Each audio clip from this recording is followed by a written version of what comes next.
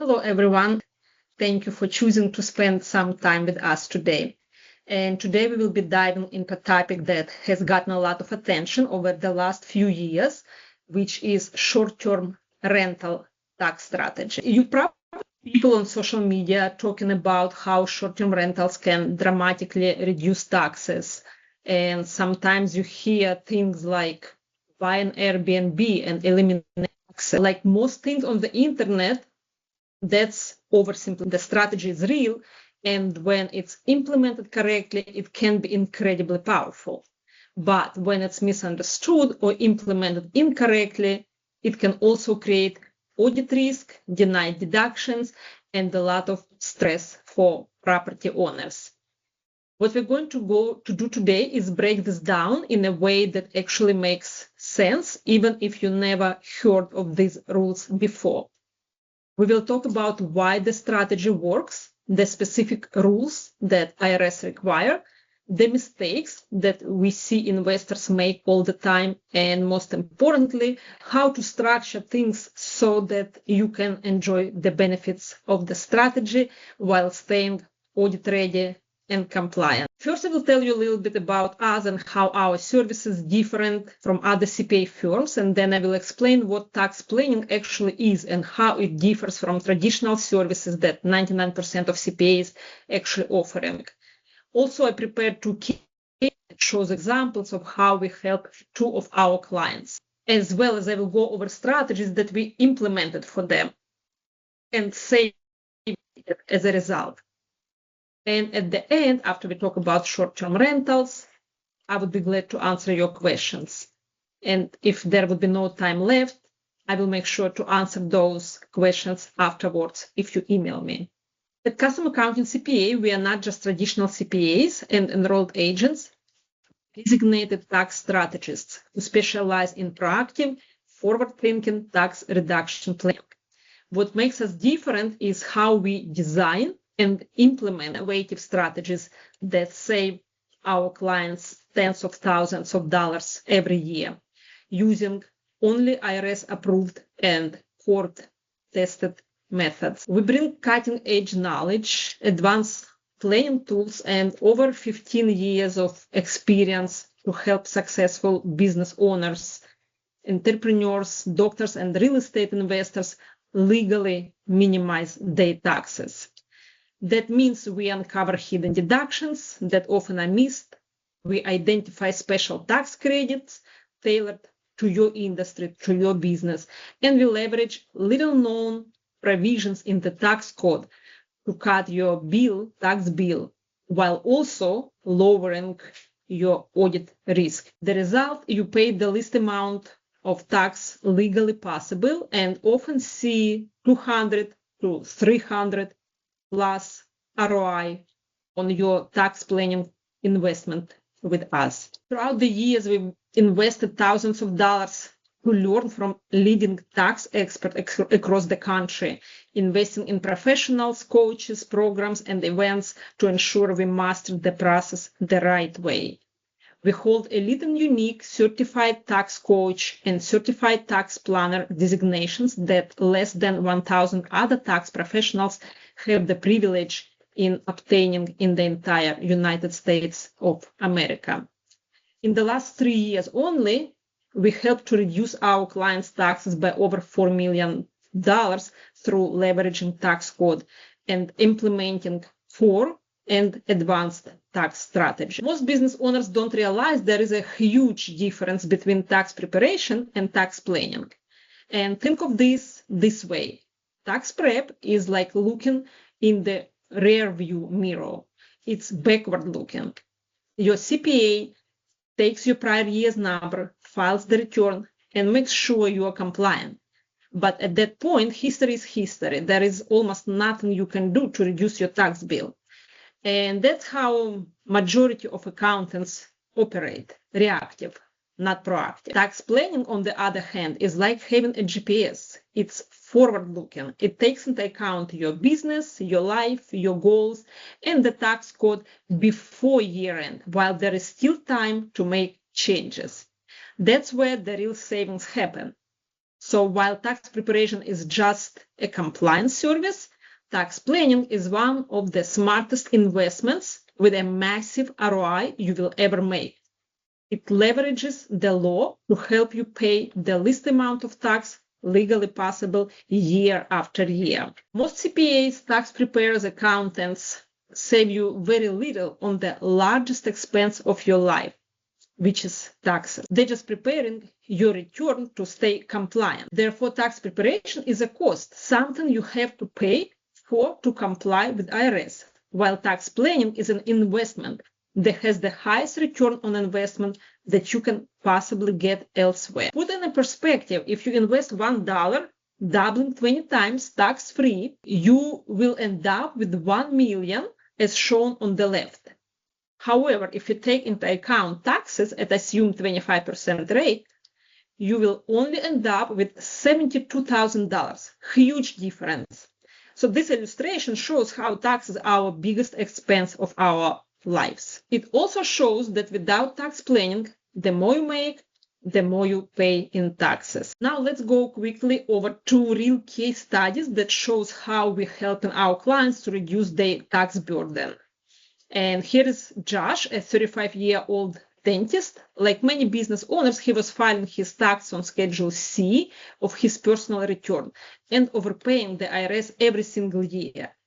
The very first year he started to work with us, we were able to reduce his tax bill by $37,000, and we continued to deliver around the same savings for every year going forward. We didn't change his lifestyle. In fact, we lowered his audit risk at the same time. The major savings came from the advanced structure that we suggested for him.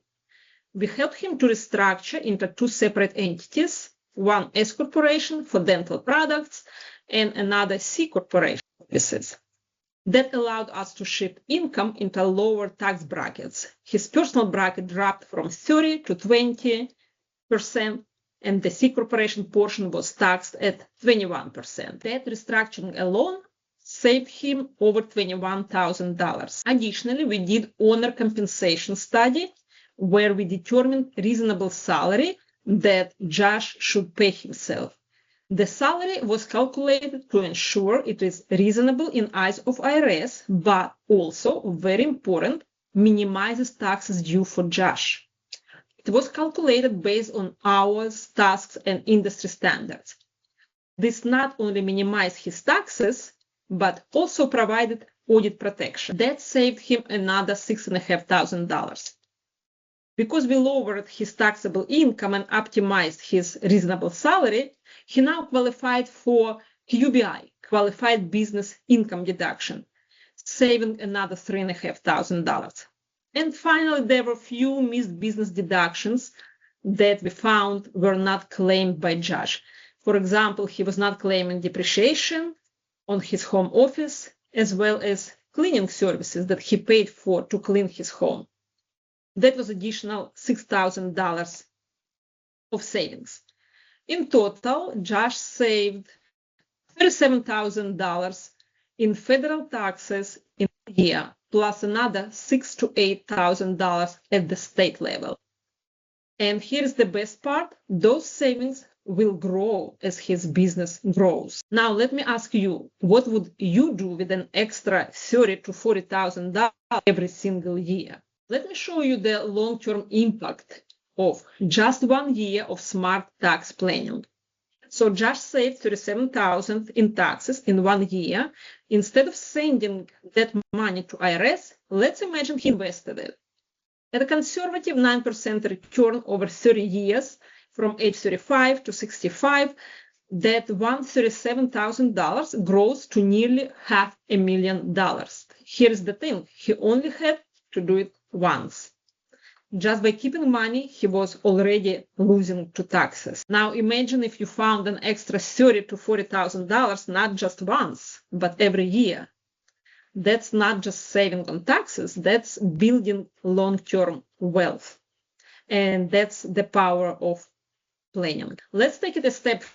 If Josh didn't just invest 1 year of savings, but instead invested every year for the next 30 years, his tax savings alone would grow to almost $5.5 by age 65. These are two extremes. On one hand, investing just once gave him nearly $500,000. On the other hand, investing every year built a multi-million dollar retirement fund. But the truth is, you don't have to do either extreme.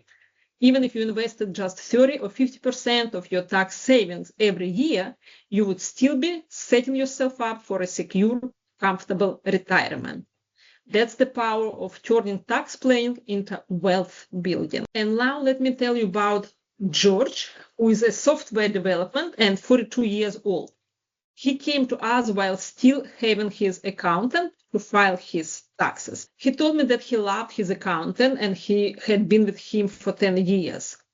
First year, we simply did a comprehensive tax plan for him, but he stayed with his accountant to file his taxes. Even though his annual fee with his former accountant was not huge, he was mainly paying for tax preparation. And that mistake was costly. George ended up overpaying $31,000 in just 1 year. Multiply that by decade, and it's over $314,000 lost to the IRS. Here is why. His accountant was simply filing returns, looking backward without applying proactive strategies. George was getting exactly what he paid for, compliance, not savings. So what we did for George to turn things around, 5 core strategies and saved him $31,000 in the very first year. First, we showed him how to generate tax-free income worth $1,000 annually. Next, we implemented a Section 105 health reimbursement plan, so his business could pay for his family health insurance premiums and medical expenses. That alone reduced his taxable income and saved nearly $10,000 a year. We helped him open a solo 401k and contribute $20,000, another $4,000 annually, plus it gave him options for self-directed investing, and even up to $50,000 in accessible tax-free loan funds. Then we suggested he hire his son to work in the business. That's created another $3,700 in savings. Finally, we identified that he qualified for R&D, research and development tax credit, which delivered another $8,000 tax savings. The result, we turned a pattern of 6-figure losses into tens of thousands in annual savings. And here is the takeaway. Staying loyal advisor doesn't just cost you their fee. It can drain hundreds of thousands of dollars from your wealth without you even realizing it. So if George was overpaying $31,000 every year, how much might you be leaving on the table? All right, with those two in mind, let's talk about short-term rentals. Let's start with something that surprises a lot of investors when they first learn it. Most real estate losses do not actually reduce taxes immediately. Here's what I mean. Imagine someone earns about $300,000 a year or their W-2 job. They decide to invest in real estate and purchase a rental property. When the tax return is prepared, that property might show a loss, maybe $30,000 or $40,000, largely because of depreciation. Most people assume that means their taxable income goes down by that amount, but in many cases, it doesn't. And that's because traditional rental properties generally treated as passive activities under the tax code, and passive losses usually cannot offset active wages or business income. So what happens instead is that the loss gets suspended and carried forward to future years. This is one of the biggest frustration investors in real estate. And it's exactly the reason the short-term rental strategy has become so popular. Short-term rentals can sometimes avoid the passive activity limitations entirely. The key difference is how the IRS classifies the activity. Normally, rental real estate is automatically treated as passive. But if a property qualifies as short-term rental, meaning the average guest stays during the year is 7 days or less, the IRS may not treat it as a rental activity at all. Instead, the activity can be treated more like a business operation, similar to a hotel or lodging service. And once the activity is treated as a business rather than a passive rental, the next question becomes whether the owner materially participates in that activity. If they do, then the activity may be treated as non-passive, which means losses from that property may be able to offset income. That's the core concept behind this. But the details, especially around participations, are where most people either qualify properly or get themselves into trouble. Material participation simply means that you are actively involved in running the activity. IRS provides several tests for material participations, but the two we see most often with short-term rentals are the 500-hour test and the 100-hour rule. The 500-hour test is pretty straightforward.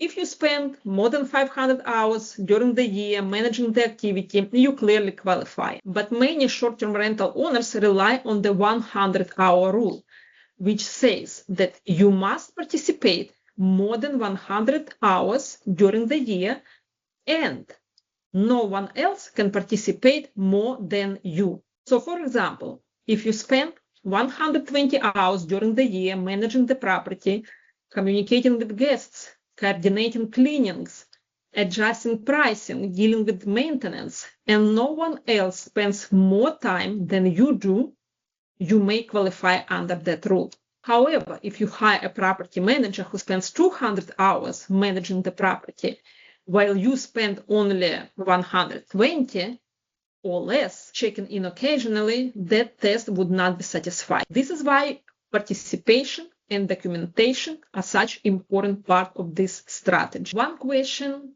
we hear all the time is, how exactly do we prove our participation? Unfortunately, the answer is usually simpler than people expect. You don't need complicated software or elaborate systems. In most cases, a simple spreadsheet works perfectly well.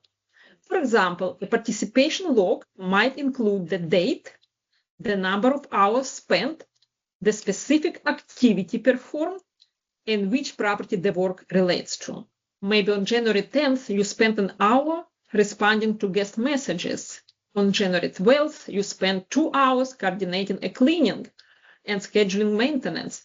On January 15th, you adjusted pricing and reviewed bookings for the upcoming month. When you record activities like that consistently throughout the year, you create a clear record showing your involvement in the operation of the property. And that documentation can be extremely helpful if participation is ever questioned. Now that we have talked about the rules that allow the strategy to work, let's talk about what actually creates the large tax deduction people hear about. Because the short-term rental rules alone don't generate the tax savings, the real engine behind the strategy is depreciation, and more specifically something called a cost segregation study. When someone buys a residential rental property, IRS normally requires that the building be depreciated over 27.5 years. In simple terms, that means the value of the building is slowly over time. But here is where cost segregation comes in. A cost segregation breaks the property into individual components and reclasses certain parts of the property into shorter depreciation categories. For example, things like appliances, certain fixtures, flooring, cabinets, lighting, and other components may qualify for 5-year depreciation instead of 27, while certain outdoor improvements like fencing or landscape may qualify for 15 years depreciation, also much less than 27. By separating these components from the main structure, a large portion of the property value can often be depreciated much faster than normal 27.5 years. And when this accelerated depreciation is combined with current tax rules around bonus depreciation, it can create year deduction. Now, one important point here, and this is where people sometimes get confused, is that these deductions are often paper losses. the property itself might still be producing positive cash flow. The deduction exists because depreciation is a non-cash expense. So the investor may still be collecting rental income and building equity, while at the same time generating a significant tax deduction. And when a short-term rental qualifies as a non-passive activity, because of the participation rules that we just discussed, those depreciation deductions may be able to offset other income. That combination, accelerated depreciation plus non-passive treatment, is really what drives the strategy. Let's walk through a simplified example so we can see how the numbers might play out. Imagine someone earning about $350,000 per year from core professional income. They purchase a short-term rental property, $100,000. Through a cost segregation study, a portion of the property is reclassified into shorter depreciation category. As a result, the property generates about $200,000 of depreciation deductions in the first year. Now, if the activity qualifies as active, meaning the owner materially participates, those $200,000 loss could potentially offset other income. For someone in the 35% tax bracket, that deduction could translate into approximately $70,000 in tax savings. If they're in 37% brackets, it's $74,000. That's why this strategy has gained so much attention among high-income earners. But again, those benefits only exist when the structure and participation rules are satisfied. Now let's talk about where people tend to get into trouble. One of the biggest mistakes we see is not tracking participation. If someone plans to rely on the 100-hour rule or the 500-hour rule, they really should maintain a record of time spent managing and the tasks performed. Again, this doesn't be complicated. Even a spreadsheet showing the date, hours worked, activity performed, and the property involved can be sufficient. Another issue we see frequently involves personal use of the property. The tax code allows some personal use, but there are limits. In general, personal use cannot exceed the greater of or 10% of the total days the property is rented. If those limits exceed, the property may be treated as a mixed-use property, and deductions may need to be allocated between personal and rental. And finally, some investors take very large depreciation deduction without fully understanding the long-term strategy. So cost segregation and bonus depreciation can create large deductions early, but they also affect how depreciation is recaptured when the property is eventually sold. Understanding that long-term picture is very important part of planning process. Another topic that comes up frequently is audits.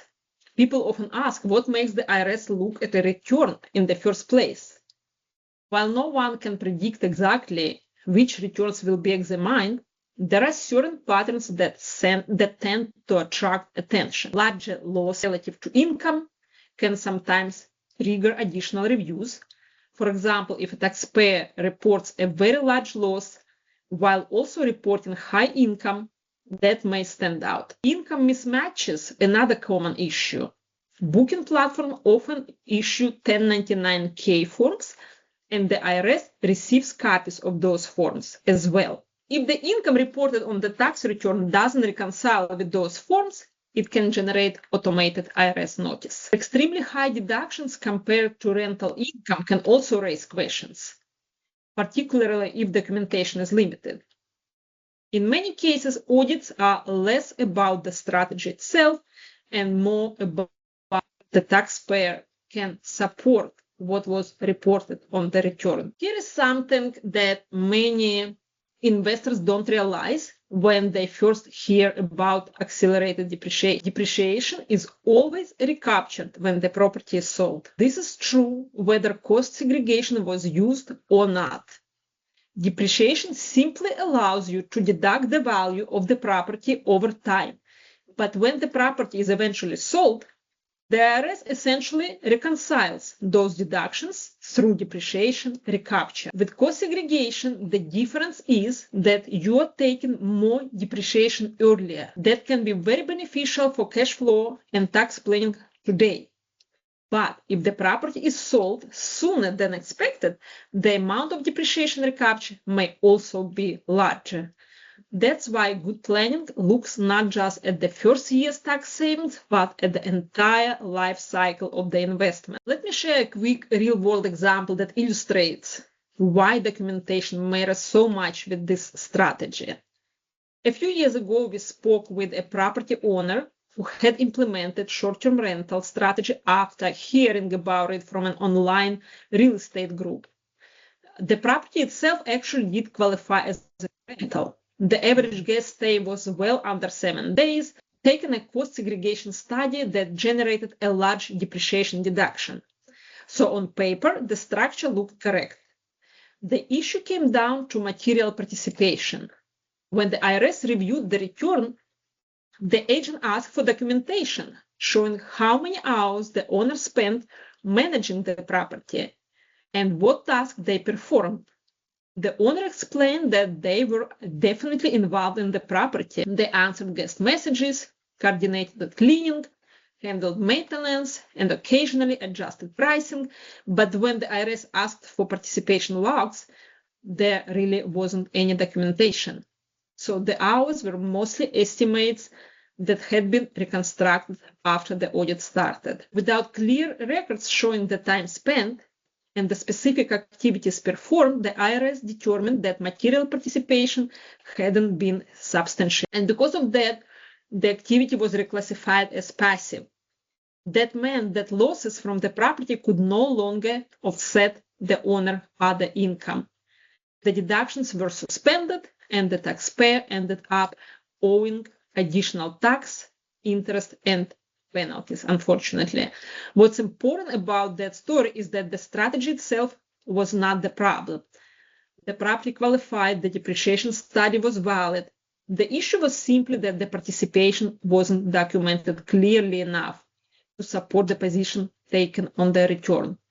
And that's exactly why we emphasize participation tracking so much when we work with short-term rental owners. Because when the strategy is structured correctly and supported with good documentation, it can be both powerful and defensive. Short-term rentals can be one of the most powerful tax strategies available to real estate investors and business owners.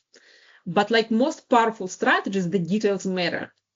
When the rules are understood, participation is documented, and the strategy is structured thoughtfully, it can create substantial tax savings and accelerate long-term wealth building. But when the strategy is rushed or misunderstood, it can lead to unexpected tax issues. Our goal with sessions like this is simply to help investors understand how the rules work so they can make informed decisions. And if you are considering a short-term rental investment or already own one and want to make sure the tax strategy is structured correctly, that's exactly the type of planning we help clients with every day. As you can see, planning ahead can make or break whether a short-term rental strategy truly works in your favor. So you might be wondering whether tax planning is really a fit for you.